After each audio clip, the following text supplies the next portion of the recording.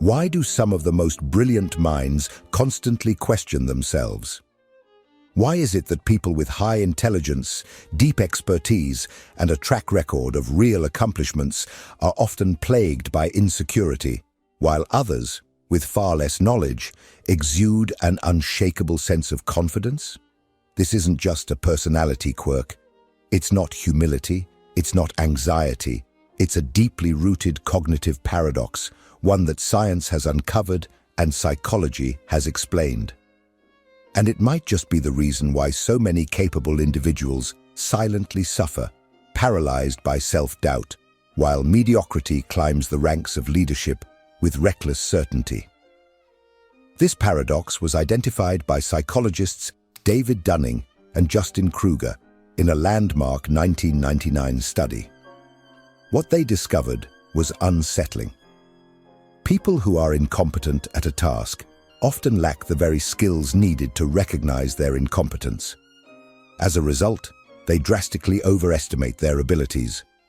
Meanwhile, those who are genuinely skilled are not only better at the task, they're also more aware of the complexities, the nuances, the limits of their own knowledge. Ironically, the more competent someone becomes, the more conscious they are of what they don't know. And that awareness breeds doubt. This phenomenon became known as the Dunning-Kruger effect, and it reveals a painful truth about the human mind. Metacognition, the ability to evaluate your own knowledge, is both a blessing and a curse. It allows you to think critically, to improve, to evolve. But it also opens the door to chronic self-questioning, to imposter syndrome, to a relentless internal voice that whispers, "You're not ready." Now imagine the implications of this. In a world increasingly driven by perception over substance, where visibility often trumps capability, those who lack expertise frequently step forward with confidence, while those who are actually qualified hesitate.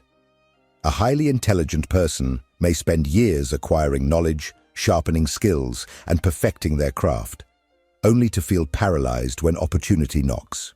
Why? Because they've seen the depth of the field, because they understand that what they don't know could still be vast, and because they've been conditioned to equate certainty with legitimacy. But here's the twist. That doubt is not a flaw. It is not evidence of inadequacy. In fact, it might be one of the clearest signs of genuine intelligence. The internal conflict experienced by smart people isn't a malfunction. It's metacognitive awareness doing its job. And yet, that same awareness often becomes a psychological trap. Highly capable individuals begin to hesitate, hold themselves back, and underestimate their own readiness. Not because they lack ability, but because they refuse to lie to themselves about the complexity of reality. This video is not just an explanation of the Dunning-Kruger effect. It's a deep dive into the psychological mechanics behind why intelligence so often leads to hesitation. It's an invitation to question the stories we tell ourselves about confidence, competence, and credibility. And most importantly, it's a roadmap for how to break free from this trap, without abandoning the intellectual humility that makes deep thinking possible. By the end, you may come to see your self-doubt not as an enemy, but as a signal, one that, when properly understood, can be transformed into a new kind of confidence, a calibrated confidence, one rooted not in ignorance, but in truth. To understand why intelligent people are often consumed by doubt, we need to begin with the curve, a deceptively simple graph that illustrates one of the most profound cognitive distortions in human psychology. The Dunning-Kruger curve maps the relationship between actual competence and perceived confidence.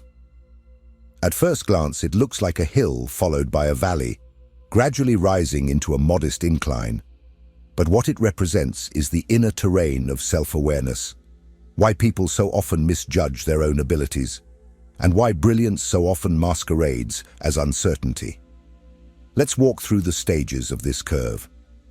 The first stage is the peak of Mount Stupid, a fitting term coined to describe the initial surge of confidence that emerges when someone knows just enough to believe they're an expert, but not nearly enough to realize what they've missed. At this point, the person's competence is extremely low, yet their confidence is irrationally high. They've read one article and suddenly they think they understand the entire subject.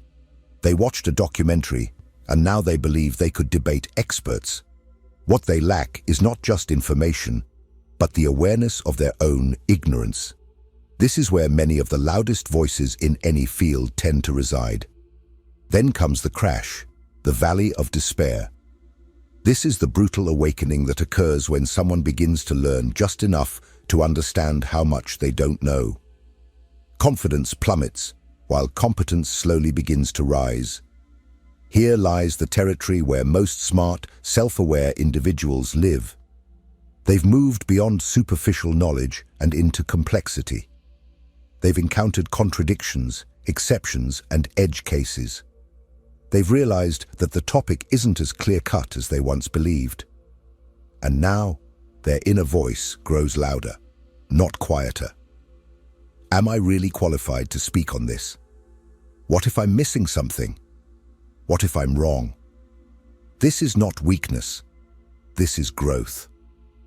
As a person continues to learn, they eventually reach the third stage, the slope of enlightenment. Competence increases steadily, and so does confidence. But now, it's tempered. It's grounded. It's no longer the blind, brash overconfidence of a novice. Instead, it's the cautious, considered belief of someone who has seen both the depth and breadth of the field and understands the weight of what they know and what they don't. Finally, we arrive at the fourth stage, the plateau of sustainability.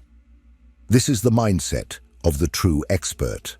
Someone who has refined their understanding to the point where they can speak with authority in specific domains, while humbly acknowledging their limitations in others. A genuine expert no longer needs to perform confidence. They possess it quietly, precisely, and with boundaries. They might say things like, "I can speak confidently about this particular topic, but not that one." This isn't doubt. It's discernment. It's calibrated self-knowledge. And yet many intelligent people never reach this point. Why? Because they get stuck in the valley. They never make it to the slope of enlightenment, not because they lack skill, but because the psychological burden of awareness is too heavy. When you're intelligent, you're not just learning facts, you're absorbing uncertainty. You're not just mastering a topic, you're recognizing its infinite branches. You're not just seeing the data, you're seeing the limitations of every framework used to interpret it. And if you're not careful, that awareness turns into paralysis. Meanwhile, those who remain confidently perched on Mount Stupid seem to glide through life untouched by complexity. They speak boldly in meetings, volunteer for tasks they're unqualified for, and accept opportunities they're not prepared to handle, because they don't know they're unprepared. And ironically, their misplaced confidence often convinces others. This is the cruel paradox. Those who should hesitate do. Those who should hesitate don't. But this paradox is not unbreakable. It can be understood, navigated, and even overcome. And to do that, we need to go deeper, not just into the curve itself, but into the psychological mechanisms that cause intelligence to generate doubt in the first place. In the next section, we'll explore exactly why smart people see so many cracks in their own expertise, and how those cracks, if misunderstood, can become cages.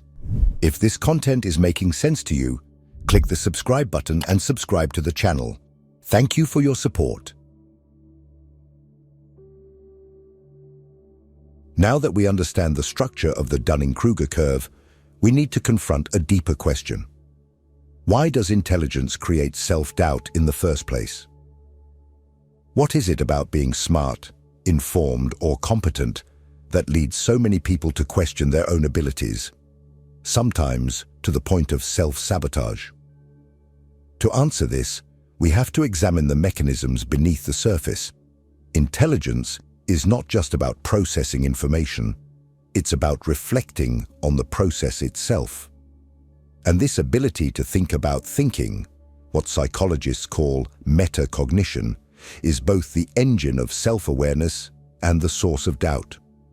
The first mechanism is metacognitive sensitivity, the ability to evaluate the accuracy of your own knowledge. This is a critical trait of intelligent individuals.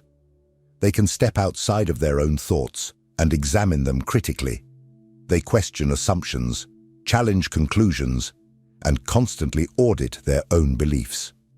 But here lies the paradox. The more metacognitively aware a person becomes, the more they begin to see gaps in their understanding.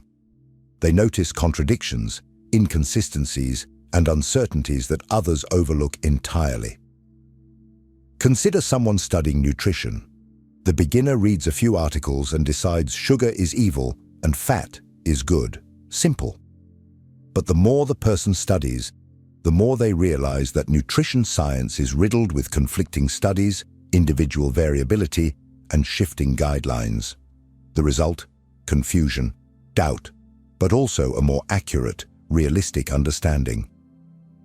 This person is now aware of the limits of their knowledge, not because they're failing, but because they've grown. This awareness can become debilitating, especially in a world that rewards quick answers and inflated certainty. People with less metacognitive sensitivity don't see the holes in their knowledge, so they operate with blind conviction. But those who do see the holes begin to question whether they're capable at all. The truth is, they're often far more capable than they think. But the cost of their insight is psychological friction. The second mechanism is what researchers call the curse of knowledge. Once you know something deeply, you forget what it's like not to know it. You assume everyone else sees what you see, thinks like you think, understands what you understand. And so you undervalue your expertise. You dismiss your knowledge as basic or obvious because it feels that way to you, not realizing that others may be miles behind. The result? You feel average, replaceable, unimpressive, not because you are, but because your frame of reference has been distorted by depth. Third, intelligent individuals often fall into toxic comparisons, but not with the average person. They compare themselves to the top 0.1% in their field. A young physicist doesn't compare themselves to the average university student. They compare themselves to Einstein. A competent writer doesn't look around at their peers. They look up at Dostoevsky, Woolf, or Baldwin and think, I'm nowhere near that. This high standard, while admirable, often becomes a source of chronic dissatisfaction.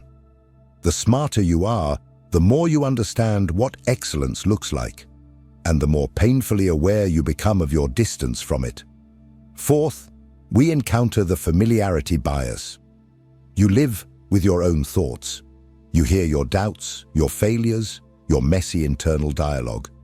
But when you look at others, you only see the final product, the polished presentation, the public confidence, the curated success. You compare your internal chaos to their external image, and it feels like you're losing. But what you're forgetting is this: they have chaos too. You just don't see it. Together, these mechanisms form a kind of psychological trap. Intelligence becomes a double-edged sword. It opens your mind, but also exposes you to complexity, contradiction, and uncertainty. It expands your awareness, but also makes you painfully conscious of your limitations. It gives you the power to analyze, but also the burden of never being satisfied with easy answers. And here's the most important truth: these traits are not signs of weakness. They're signs of consciousness. Your doubt doesn't mean you're broken. It means your mind is awake. It means you're paying attention to reality instead of clinging to illusions. But now we must ask, what do you do with that awareness?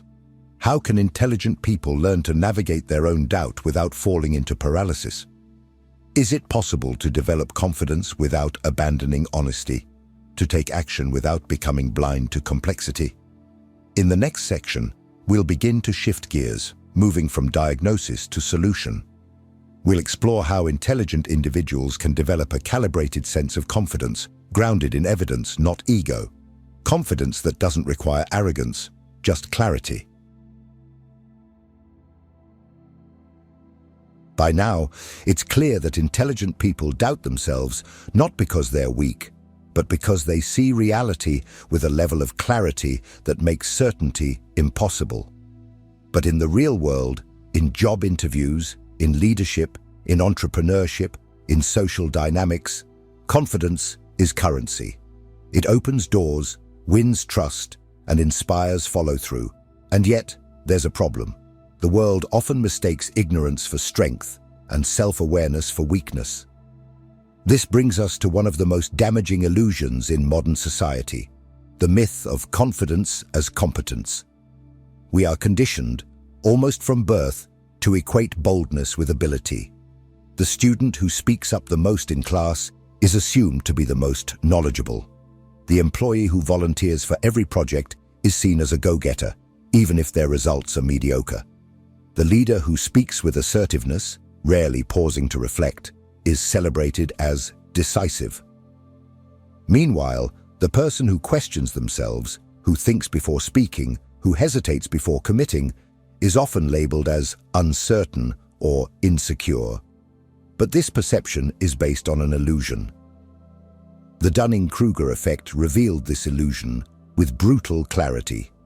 People with the least ability in a given area are often the most confident. Why? Because they lack the cognitive tools to recognize their own incompetence. They don't know enough to know what they don't know. And so, paradoxically, their ignorance shields them from self-doubt.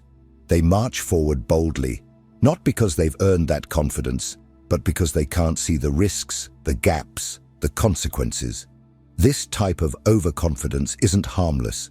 It infiltrates institutions, misleads teams, and, when amplified by charisma, can propel unqualified individuals into positions of enormous influence. It creates a culture where perceived competence replaces real competence, and where thoughtful minds are overlooked because they don't perform confidence the way society expects. The reality is this: confidence is not evidence of truth. In fact, overconfidence is often a red flag. It suggests a lack of reflection, an unwillingness to consider complexity, and a fragile ego that cannot tolerate uncertainty. True experts, those with genuine hard-won knowledge, rarely speak in absolutes. They use language like "it depends," "there's evidence suggesting," or "within this context," not because they're unsure, but because they know better than to ignore nuance. And yet, here lies the trap for the intelligent person. They see this, they recognize the danger of false confidence, and they begin to distrust all confidence, including their own. They equate humility with silence. They hold back from sharing insights unless they're 100% sure. They fear being perceived as arrogant. They become so allergic to ignorance that they forget one important truth. Confidence is not inherently dishonest. It can be calibrated. Confidence doesn't have to be an act. It doesn't have to be a performance. It doesn't have to come from ego. It can come from evidence, from data, from experience, from the track record of your own actions. Confidence can be quiet. It can be slow. It can come with caveats. But it can exist within intelligent minds if those minds are willing to redefine what confidence actually is. The goal is not to mimic the blind certainty of the uninformed. The goal is to create a new model, one where your confidence reflects reality, not fantasy, one where doubt and self-assurance coexist. So the question becomes, how do you build that kind of confidence?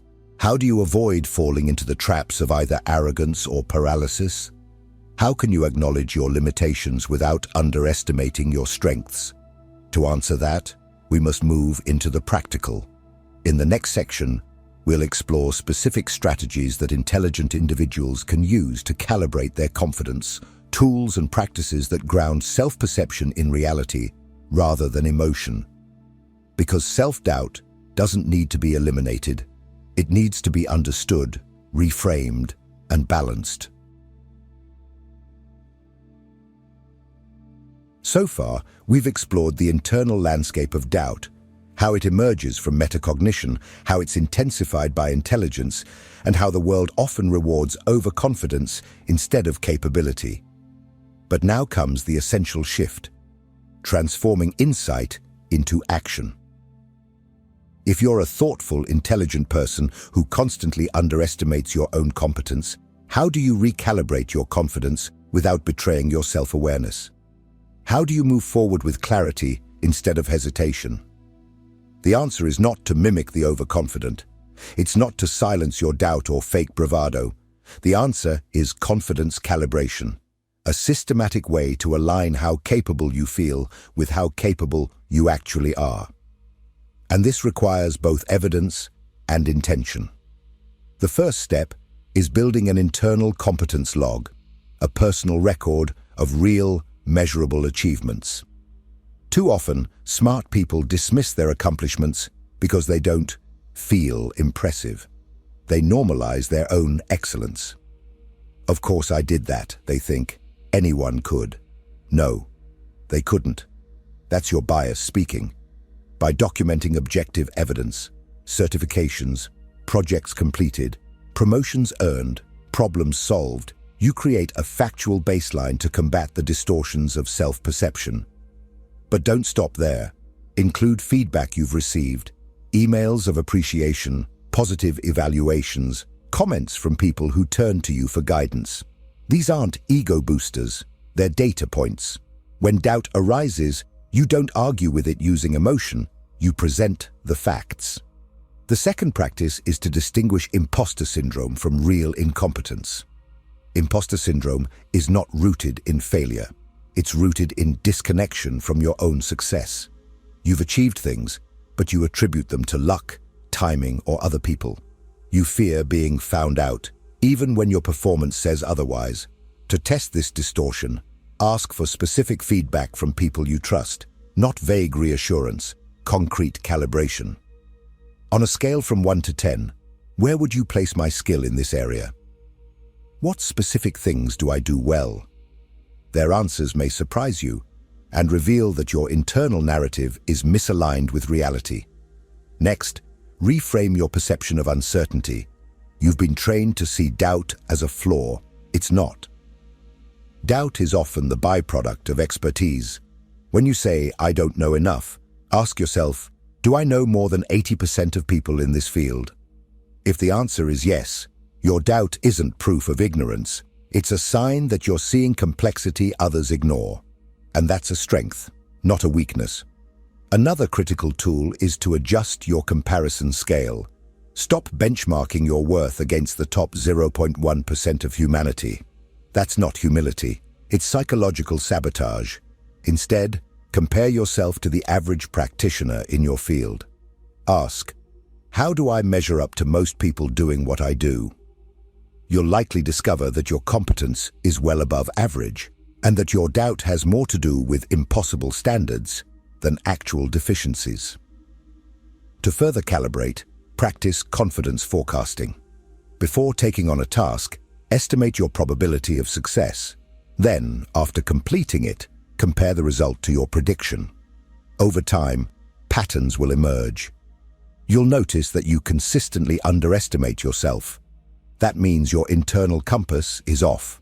By tracking these results, you can fine-tune your confidence to reflect reality, not fear. And perhaps most transformative of all, externalize your expertise. Teach, write, answer questions, mentor others. When you articulate what you know to someone less experienced, something clicks. You realize just how much you've internalized. What feels basic to you is mind-blowing to someone just starting out. And that realization shifts your self-perception from "I don't know enough" to "I've come a long way." But let's not forget the body. Confidence isn't just intellectual, it's embodied. Practice acting as if, not to fake it, but to create the conditions for internal alignment. Speak clearly, stand tall, use direct language. When your actions reflect competence, the mind follows. Confidence is a behavior first, a feeling second. Finally, Embrace the concept of good enough. Intelligent people often fall into the trap of perfectionism, believing that if it's not flawless, it's not worthy. But the pursuit of perfection kills momentum. Instead, define what good enough looks like before you start. Meet that standard, then move on. Excellence is iterative, not absolute. These practices don't erase doubt, they reposition it. Doubt becomes a signal to reflect, not to retreat. And over time, your confidence grows, not through ego, but through evidence. But what happens when these strategies aren't enough? When the doubt becomes paralyzing and begins to bleed into every aspect of life, your relationships, your health, your sense of self-worth. That's when we have to ask a different question. When does self-doubt stop being a cognitive pattern and start being a clinical issue?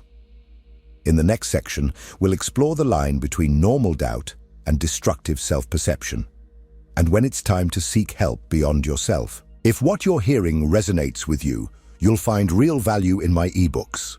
Beyond the Shadow breaks down Jung's core ideas, while Dialogues with the Unconscious gives you a 30-day path to apply them in your life.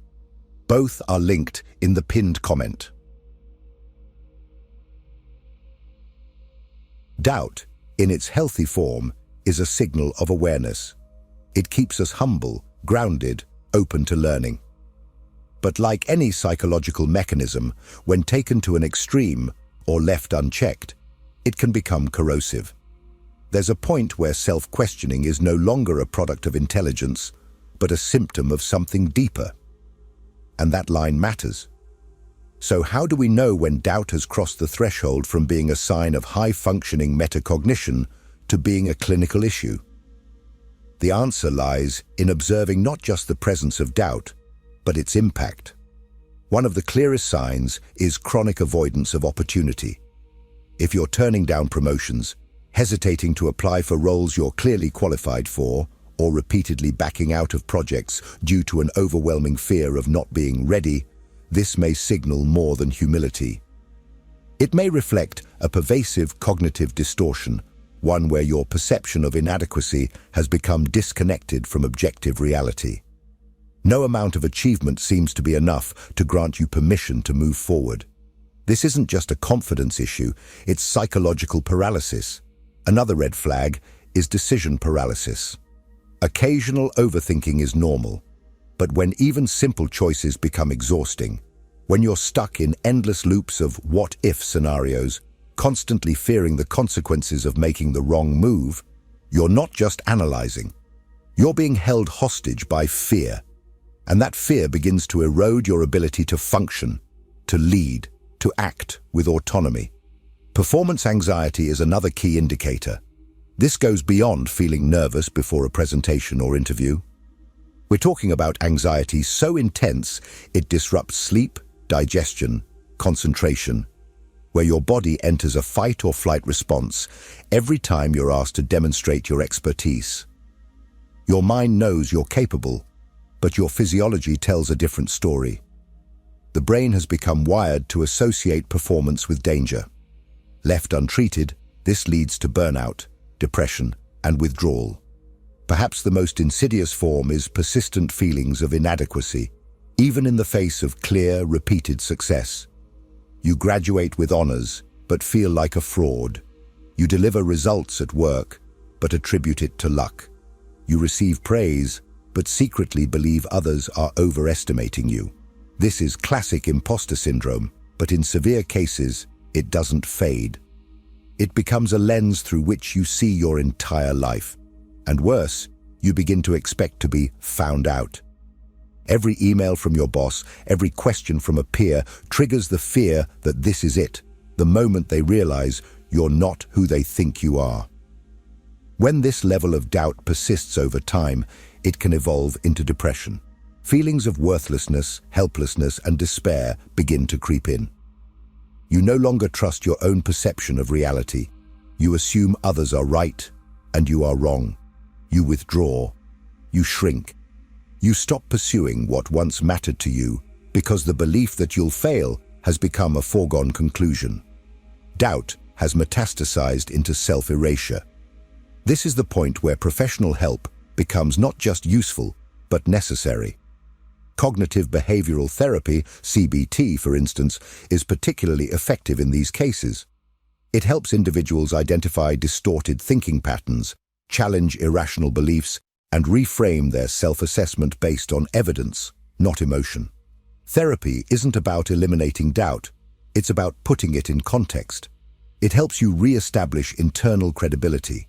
Medication, in cases where anxiety or depression has taken root, can also play a supportive role. It doesn't replace self-awareness, it creates the stability needed to use that awareness effectively. But therapy isn't just for people in crisis.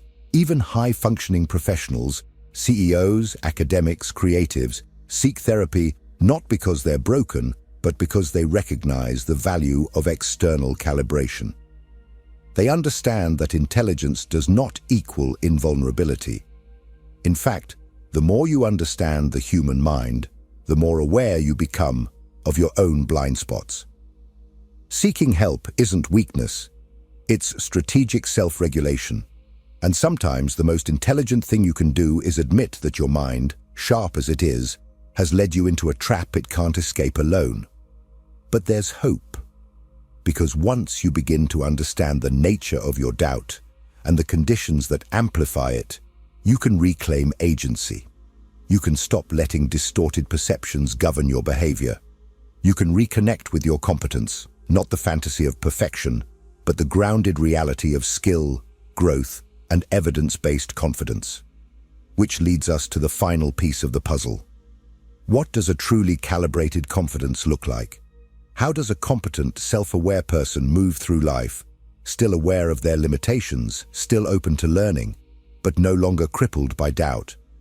In the final section, we'll pull everything together into a cohesive framework, a protocol for sustainable, calibrated self-trust. A new way to live and work that honors your intelligence without letting it turn against you.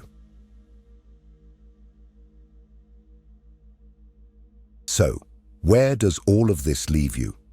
The person who sees complexity where others see simplicity, who questions themselves while others speak with unearned certainty. The answer isn't to abandon your doubt, it's to harness it. Because here's the truth. The goal is not to become blindly confident. That's the realm of the unaware. The goal is to become consciously confident, to develop a kind of trust in yourself that is earned, grounded, and deeply resilient. Not the loud, performative confidence of those at the peak of Mount Stupid, but the quiet, unwavering confidence of someone who knows exactly what they're capable of, and just as importantly, what they're not. To live with calibrated confidence is to walk a razor's edge between humility and clarity. You recognize your limitations, but you don't let them define you. You see the gaps in your knowledge, but you don't let them paralyze you. You accept that you'll never know everything, but you move forward anyway, because you know enough to begin, to contribute, to lead. This kind of confidence doesn't come from feelings, it comes from evidence. It's built by tracking your wins, noticing your growth, and acknowledging your competence, not just intellectually, but emotionally. It's nurtured through practice, feedback, reflection, and self-correction.